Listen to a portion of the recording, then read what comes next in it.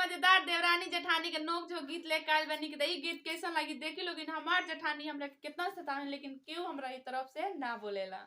Video के and तक जरूर बन रही, बहुत ही मजेदार धमकदार वीडियो बा। हम सतावे नहीं ना, देवरानी लोग के काम होला बुराई करना घूम के ना जी, बुराई नहीं की कर सही कहता नहीं।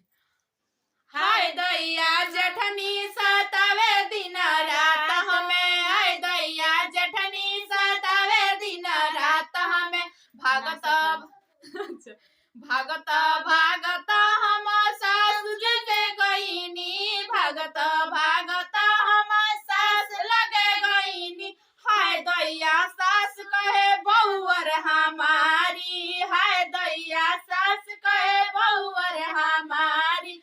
हाय दैया जेठनी सतावे दिन रात हमें, हाय दैया जेठनी सतावे दिन रात हमें। भागत भागत हम सास लगे गईनी, भागत भागत हम सास लगे गईनी। हाय दैया सास कहे बहुवर हमारी, हाय दैया सास कहे बहुवर हमारी। हाय दैया जेठनी सतावे दिन रात हमें, हाय दैया जेठनी सतावे दिन रात हम। भागत भागत हम जेठ लगे गईनी, भागत भागत हम जेठ लगे गईनी। हाय दैया जेठ कहे बीबी हमारी, हाय दैया जेठ कहे बीबी हमारी।